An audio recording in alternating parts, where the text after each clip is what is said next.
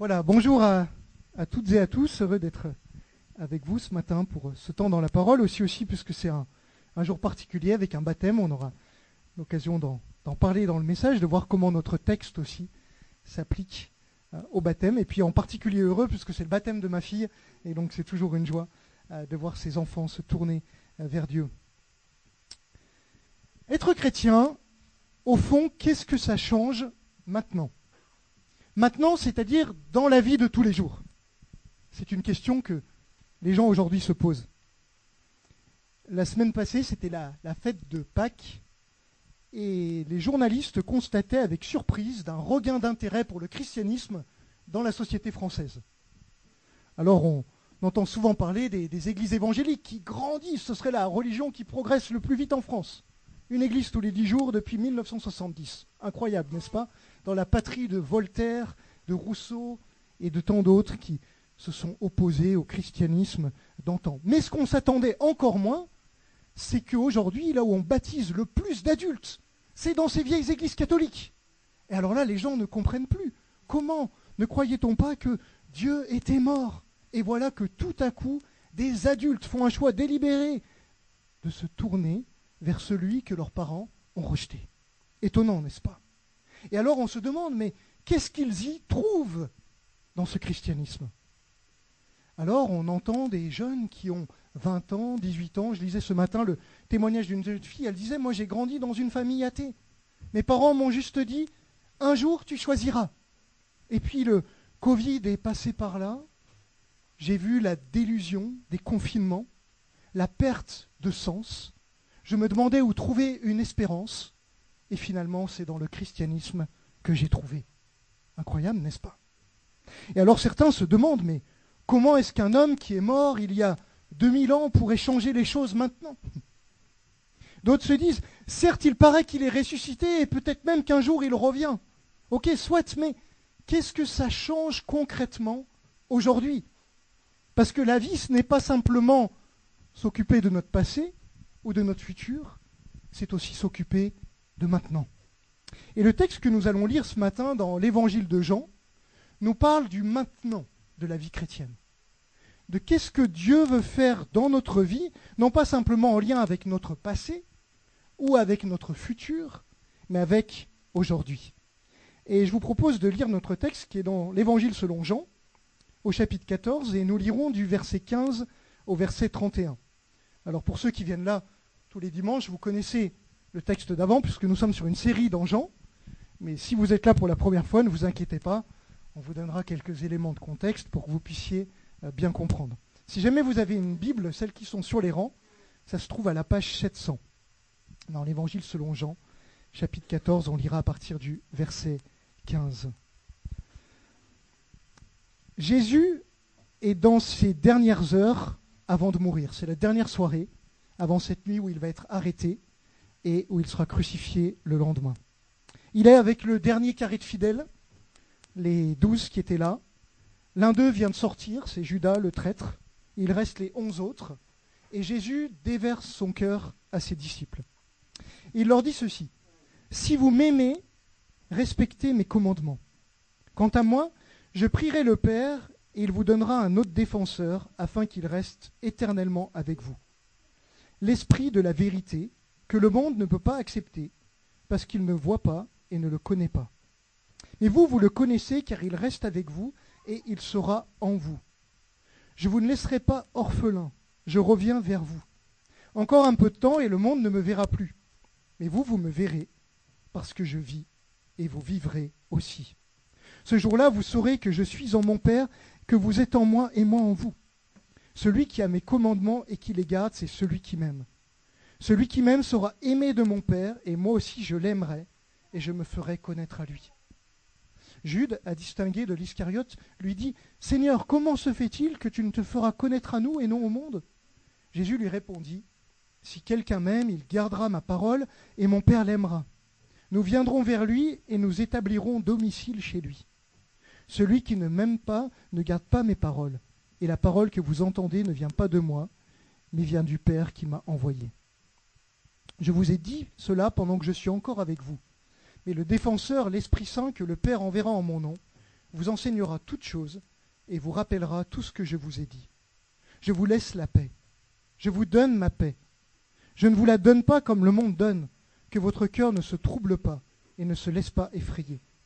Vous avez entendu que je vous ai dit, je m'en vais et je reviens vers vous.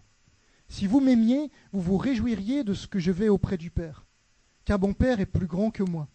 Je vous ai dit ces choses maintenant, avant qu'elles n'arrivent, afin que lorsqu'elles arriveront, vous croyiez. Je ne parlerai plus beaucoup avec vous, car le prince du monde vient, et il n'a rien en moi. Cependant, ainsi le monde saura que j'aime le Père, et que j'agis conformément à l'ordre que le Père m'a donné. Levez-vous, partons d'ici.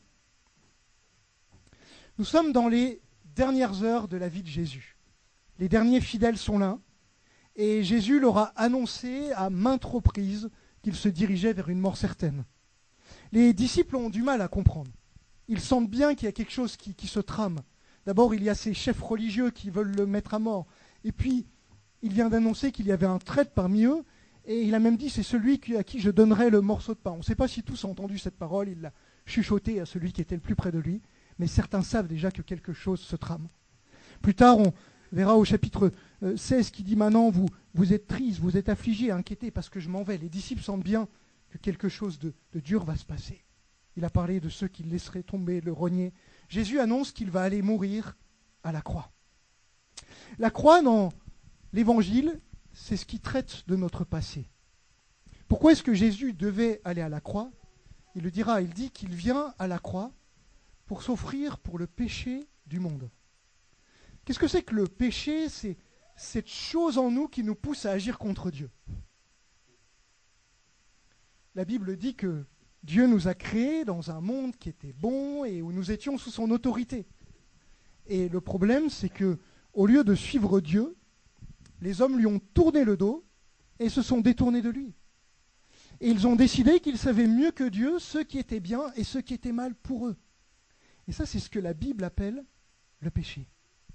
Le péché est dans le cœur de chaque être humain, depuis notre naissance.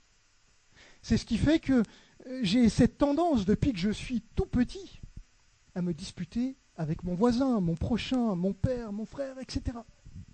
C'est cette tendance-là qui nous pousse contre les autres, et qui surtout nous pousse contre Dieu, qui fait que je décide depuis toujours que je sais mieux ce qui est bien et ce qui est mal pour moi.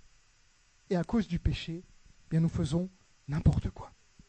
Du péché viennent les divorces, les guerres, les querelles, la souffrance que nous voyons dans cette société.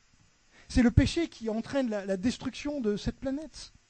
C'est le péché qui contamine toute la société et qui cause les maux d'aujourd'hui. Et Jésus dit qu'il vient pour aller à la croix, pour s'offrir, lui qui est juste, lui qui n'a jamais péché, lui qui n'a jamais fait le mal. Il vient pour s'offrir comme un sacrifice, pour prendre sur lui la colère de Dieu contre le péché. Nous avons tous envie que les méchants soient jugés. Sortez dans la rue, faites un micro-trottoir et demandez-leur si quelqu'un comme Poutine, qui déclenche des guerres, devrait être gracié pour ses fautes. Et les gens vous diront non, il doit payer. Demandez-leur si les gens qui passent en procès pour des abus d'enfants méritent d'être blanchis. Ils diront non, quelqu'un doit payer. Eh bien, la Bible nous dit qu'à la croix, Jésus venait s'offrir lui pour payer pour des coupables. La croix règle ainsi le problème de notre passé. Nous pouvons nous tourner vers la croix de Christ et être pardonnés parce qu'un jour, il a payé nos fautes. Et vous savez ensuite que 3 jours après, il est ressuscité. C'est ce que nous fêtons à la Pâque. Et la résurrection, elle nous montre que parce que Christ est mort sur cette croix, son sacrifice a été accepté et donc la mort n'a pas pu le retenir. C'est pour ça que Dieu l'a ressuscité. La résurrection est un signe que la vie va au-delà de la mort, que Christ est vivant.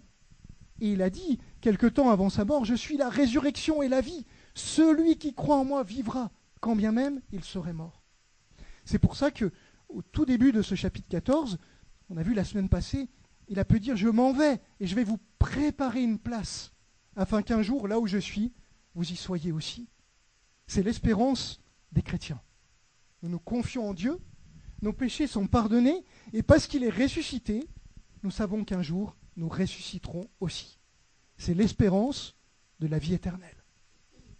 Le problème aujourd'hui, c'est que ces deux réalités-là, le pardon pour notre passé, l'espérance pour le futur, sont des vérités de l'Évangile qui ont du mal à toucher nos contemporains. Nos contemporains sont intéressés par le maintenant. C'est super de savoir que mes péchés passés sont pardonnés. C'est super de savoir que si je crois dans votre truc, peut-être un jour, après la mort, il y a un avenir qui m'attend. Mais concrètement, aujourd'hui, qu'est-ce que ça change? C'est la question que l'on nous pose. Quelle est l'espérance lorsque je me sens seul et angoissé? Quelle est l'espérance lorsque la vie paraît n'avoir aucun sens maintenant? N'y a-t-il aucun autre espoir que la mort et d'être avec votre Jésus pour toujours? Et les gens nous posent cette question. Les chrétiens se posent cette question. Oui, je crois qu'il est mort pour mes péchés passés. Oui, je crois qu'un jour je serai avec lui. Mais aujourd'hui, qu'est-ce que ça change?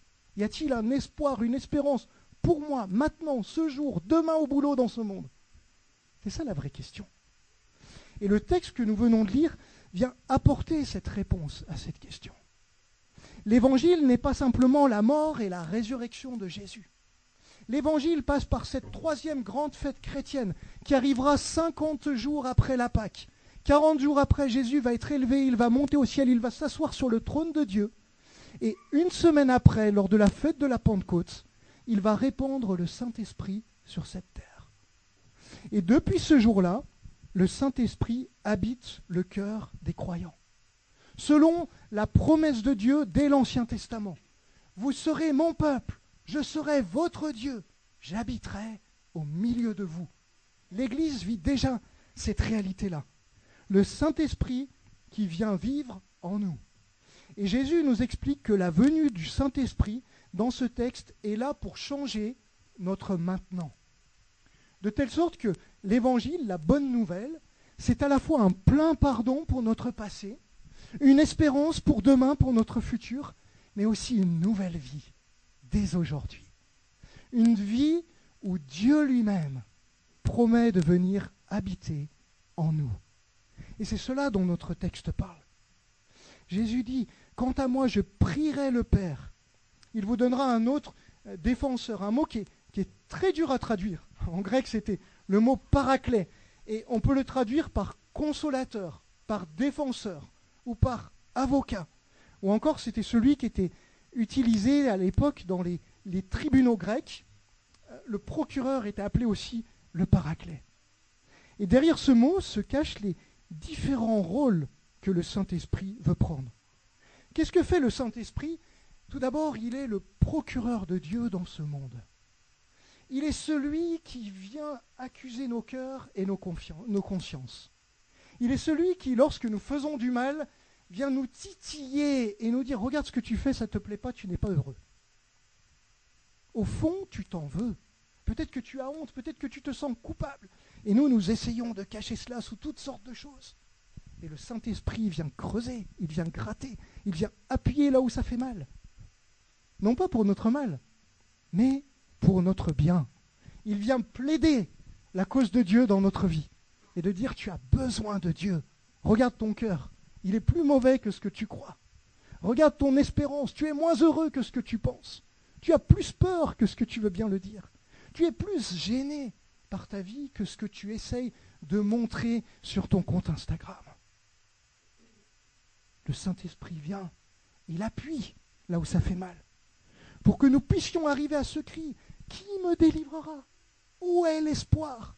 Qui pourra me changer? Qui pourra faire quelque chose dans ma vie maintenant? C'est ce qu'il veut faire. Il fait ça pour que nous cherchions, pour que les hommes soient attirés vers le Christ. Vous vous demandez pourquoi les gens retournent dans les églises? Parce que le Saint-Esprit agit encore dans notre monde, et qu'il appuie là où ça fait mal. Et les gens cherchent l'espoir, ils ne le trouvent pas. Et c'est là où l'Église est là pour dire, il y a un espoir, il est en Jésus. Vous l'avez vu juste avant, Jésus a dit, je suis le chemin, la vérité, la vie. Lorsqu'il est allé à la croix, qu'il a pris sur lui le péché, il a ouvert un chemin pour que les hommes puissent être réconciliés avec Dieu et avoir la vie. Le Saint-Esprit est là, il plaide la cause de Dieu, et puis lorsque nous le recevons, eh bien il vient nous donner la vie. Regardez ce que Jésus a dit au verset 19 Encore un peu de temps et le monde ne me verra plus, mais vous me verrez parce que je vis. Vous vivrez aussi. Le Saint-Esprit est là pour ramener la vie dans les cœurs de ceux qui n'ont plus l'espoir.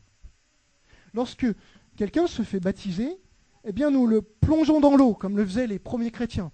Allez visiter le Vieux-Lyon, vous verrez cette belle église, et puis juste devant, qu'est-ce que vous voyez ? Vous voyez un grand baptistère qui date du IIe siècle. On plongeait les gens à cette époque-là. Et donc nous aimons le faire encore aujourd'hui. Et qu'est-ce qu'on fait ?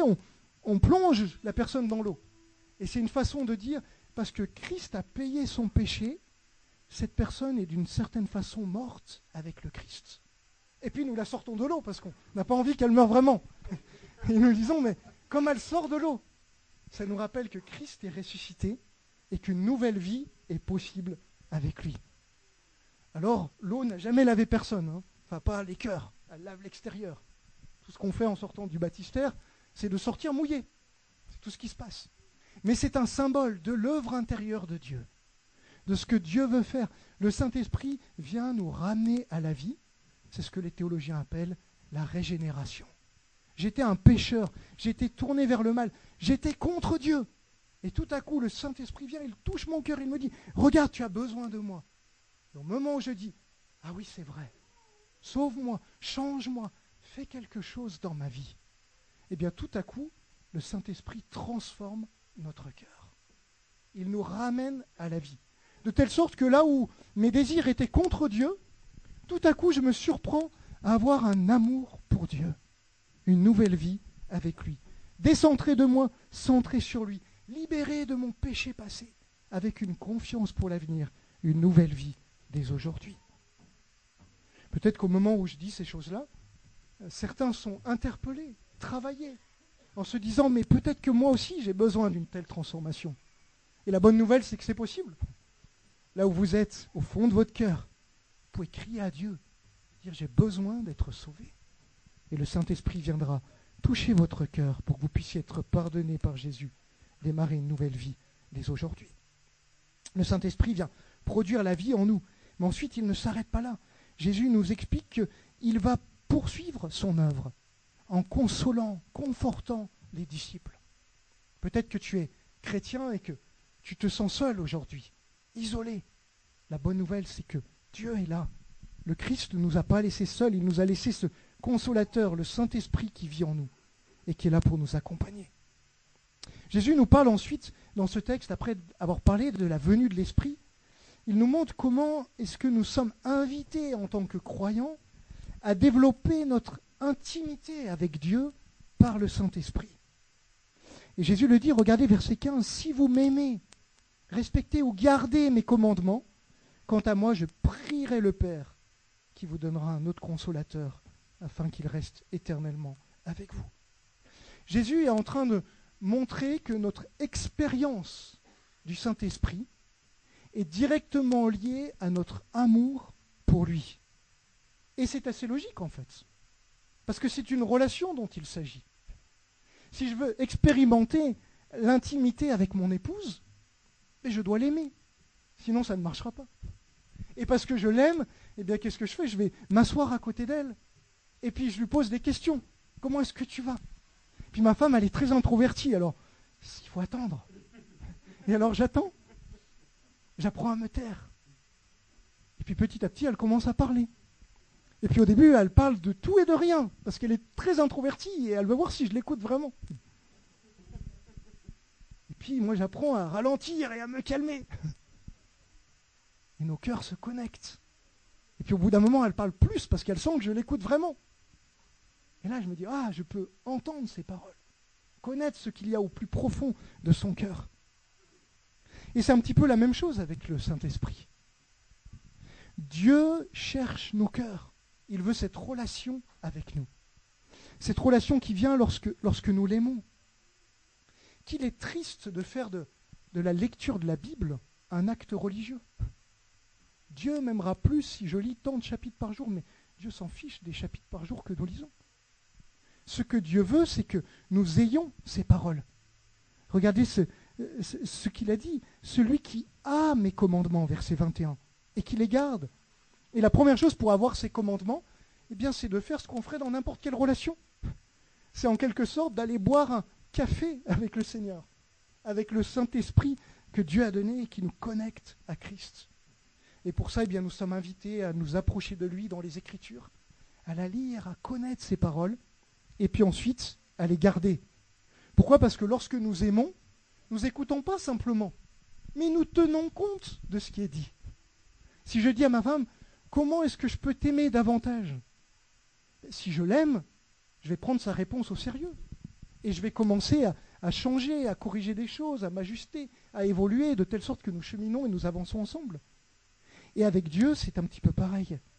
Nous écoutons Dieu, nous gardons sa parole, et parce que nous l'aimons, parce que nous réalisons qu'il nous a aimés le premier, qu'il a souffert, qu'il allait jusqu'à la croix pour nous, eh bien nous avons envie de l'aimer en retour et nous obéissons à sa parole. Aimer Christ, c'est lui obéir. Et Jésus fait cette promesse que lorsque nous obéissons à Jésus, que nous cherchons à lui plaire, à le suivre chaque jour, eh bien il nous dit que lui-même, par le Saint-Esprit, viendra habiter chez nous. C'est ce qu'il dit au verset 23. Au début du chapitre, il a dit que lui, un jour, nous préparerait une maison, une place près de lui. Il est en train de le faire. Mais au verset 23, c'est le contraire, c'est qu'il dit que le Père, Dieu lui-même, viendra par le Saint-Esprit faire sa maison en nous. N'est-ce pas incroyable ? Qu'est-ce que le christianisme change aujourd'hui ? C'est qu'en te tournant vers Christ, en le suivant chaque jour, tu peux faire l'expérience de Dieu qui habite en toi. N'est-ce pas la merveilleuse nouvelle que nous avons à annoncer au monde ? Celui qui a créé toutes choses, celui qui tient toutes choses dans ses mains, celui qui un jour éradiquera le mal, peut dès maintenant vivre en toi et t'accompagner chaque jour. C'est ce qui fait qu'au chapitre suivant, au chapitre 15, Jésus dira à ses disciples, vous êtes mes amis si vous faites ce que je vous commande. Il nous appelle des amis, quelqu'un qui vient partager une maison.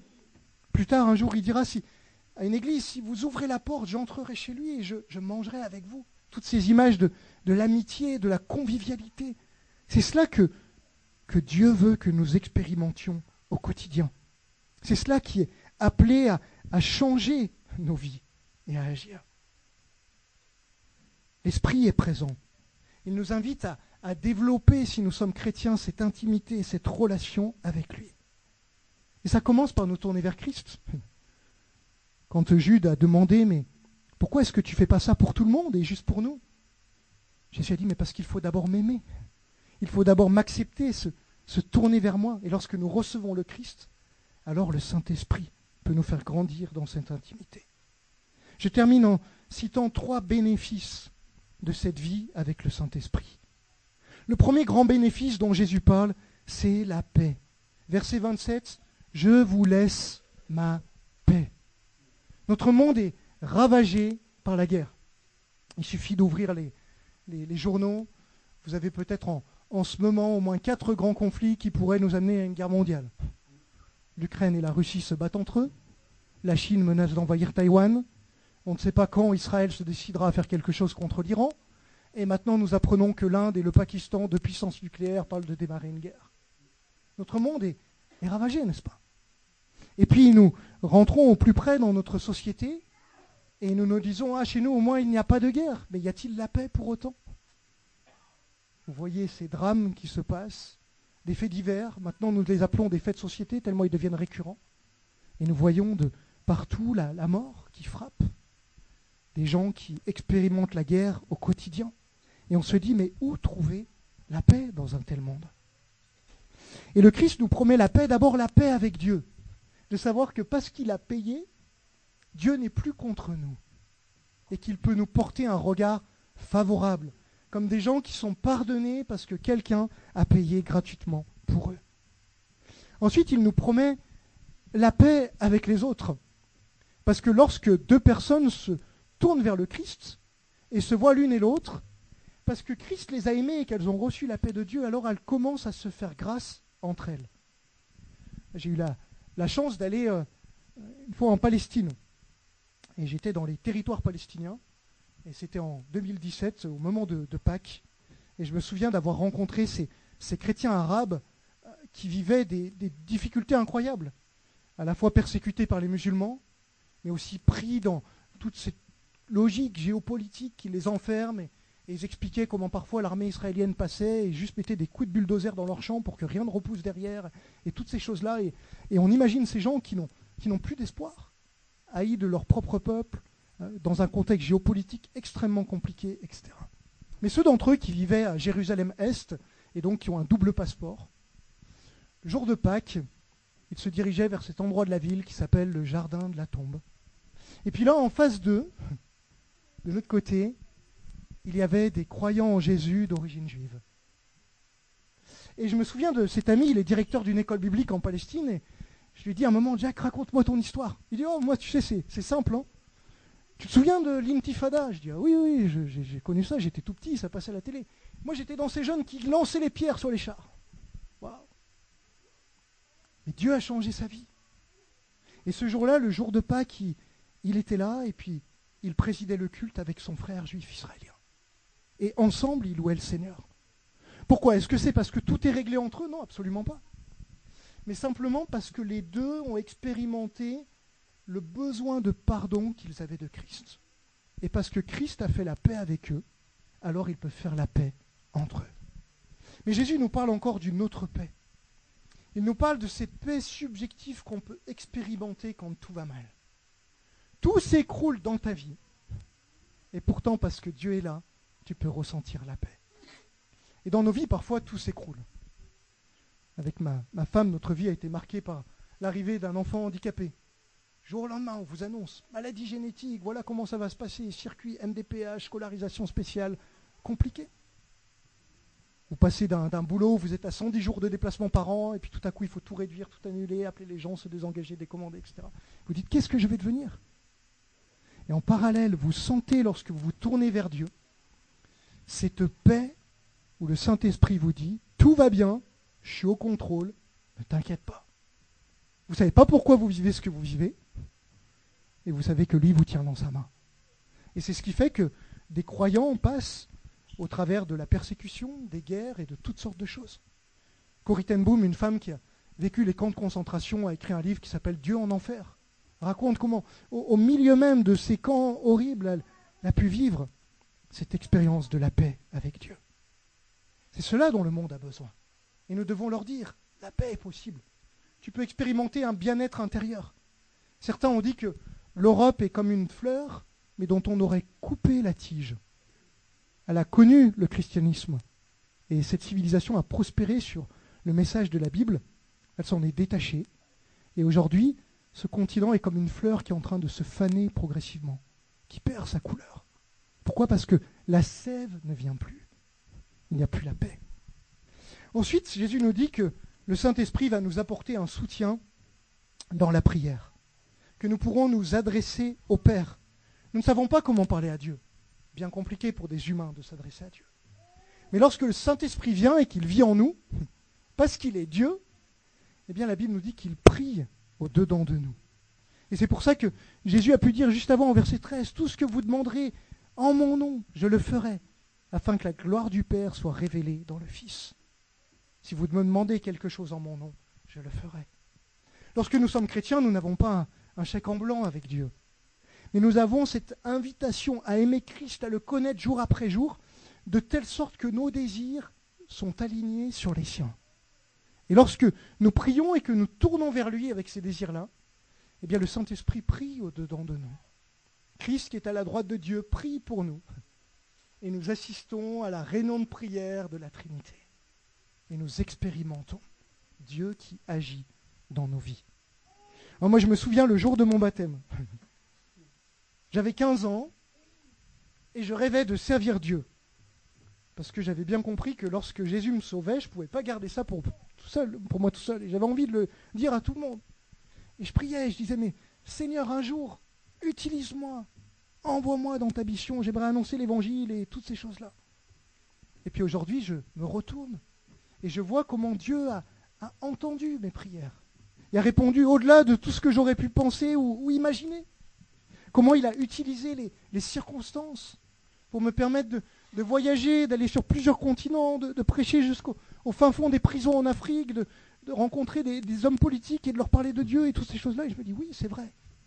Lorsque nous demandons quelque chose à Dieu, même si nos désirs sont chancelants, balbutiants, Dieu entend et il répond, parce que nos cœurs sont alignés sur le sien. Et puis enfin, comment se manifeste le Saint-Esprit? Il nous donne de faire des œuvres plus grandes même que ce que Jésus a fait. C'est ce qu'il a dit au verset 12. En vérité, je vous le dis, celui qui croit en moi fera aussi les œuvres que je fais. Il en fera même de plus grandes parce que je m'en vais vers mon Père. Un verset qui a souvent fait hésiter les croyants.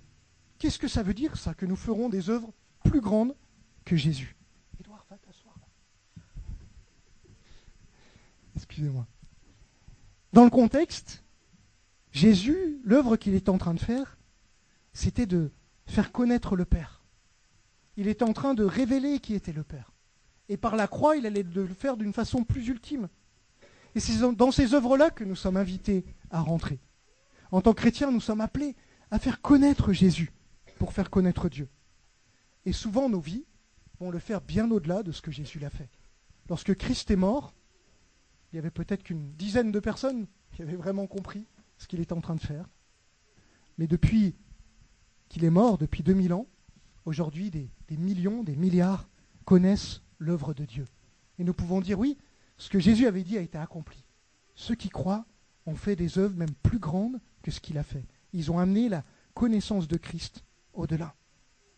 Jésus l'avait dit dans l'évangile de Luc, après sa résurrection, quand il voit les disciples, il leur dit, il est écrit dans l'Ancien Testament que le Fils de l'homme devait mourir, qu'il ressusciterait, et que la bonne nouvelle serait prêchée en son nom à toutes les nations.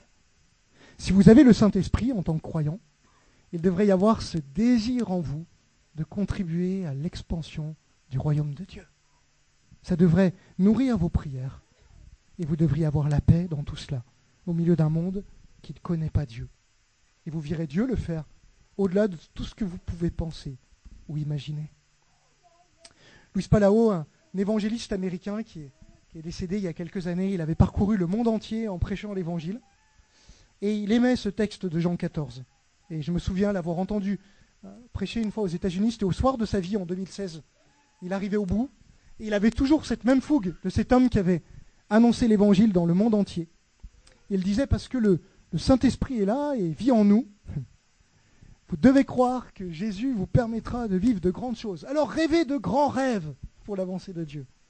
Et puis il ajoutait, priez de grandes prières. Et surtout, obéissez à ses grands commandements. Quel beau programme, n'est-ce pas? Rêvez de grands rêves pour la gloire de Dieu. Priez de grandes prières parce que Dieu répond à ses prières. Obéissez à ses grands commandements. Les commandements de Jésus dans l'évangile de Jean, ils sont très souvent relationnels. Crois en moi, suis-moi, demeure en moi. C'est à ça qu'il nous invite. Être heureux, pleinement satisfait dans sa présence. Et toutes les fois où nous ne le sommes pas, nous sommes invités, comme Pierre juste avant, à le laisser nous laver encore et encore, pour qu'il puisse nettoyer ce qui n'est pas sa gloire dans nos vies et nous remplir du Saint-Esprit. Peut-être que ce matin, certains sont ici et entendent ce message pour la première fois. Peut-être que vous ne comprenez pas tout. Mais si vous cherchez la paix, la bonne nouvelle, c'est que Dieu seul, en Jésus-Christ, peut vous la donner. Et vous pouvez vous tourner vers lui, dès maintenant. Peut-être que vous êtes croyant, mais que votre vie vous semble fade, triste. Et la bonne nouvelle, c'est que le Saint-Esprit habite en vous si vous êtes croyant. Et il attend qu'une chose, c'est de prendre plus de place en vous. Et pour ça, Dieu nous invite à nous tourner vers lui, à le chercher dans sa parole, pas à la prière, dans une relation jour après jour avec lui. Peut-être que vous marchez bien et que vous vous dites, mais qu'est-ce que Dieu veut faire avec moi? Eh bien, je vous dirais, comme Luis Palau le disait, rêvez de grands rêves, priez de grandes prières, obéissez à ses grands commandements, partagez l'évangile, faites-le connaître, et vous verrez la beauté du Saint-Esprit. Vous utilisez pour vous apprendre à mieux ressembler à Jésus, mieux vivre avec lui chaque jour, et surtout mieux le faire connaître à d'autres. Je vous invite à prier. Notre Dieu, merci pour ta parole. Merci parce qu'aujourd'hui encore, le Saint-Esprit est présent et change des vies. Se tourner vers toi, ça change quelque chose. non seulement ça règle notre passé en nous donnant le pardon, ça règle notre destinée en nous donnant l'assurance d'une vie avec toi, mais dès aujourd'hui, Seigneur, tu nous donnes une vie pleine de sens, où nous pouvons vivre pour toi, où nous pouvons expérimenter la paix et ta présence au quotidien. Seigneur, je te prie pour chacun d'entre nous ici, pour ceux qui ne te connaissent pas, Seigneur, que tu leur donnes de te révéler à eux, qu'ils puissent entendre au plus profond de leur cœur la voix du Saint-Esprit qui les appelle, et qui dit « Tourne-toi vers Jésus, sois sauvé ». Et merci Seigneur parce que lorsque nous tournons vers toi, instantanément nous pouvons être pardonnés, être réconciliés avec toi et expérimenter cette paix surnaturelle.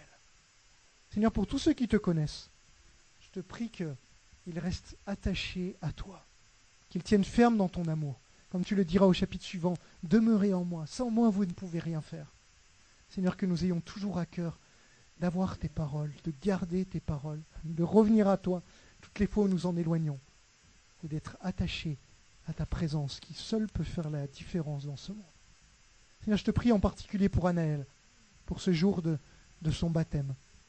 Je te prie pour que tu la remplisses de ton Saint-Esprit, qu'elle puisse ressentir cette présence, cette paix qui vient de toi, et que tu l'accompagnes toute sa vie, qu'elle puisse rêver de grands rêves, prier de grandes prières, et vivre de grandes choses.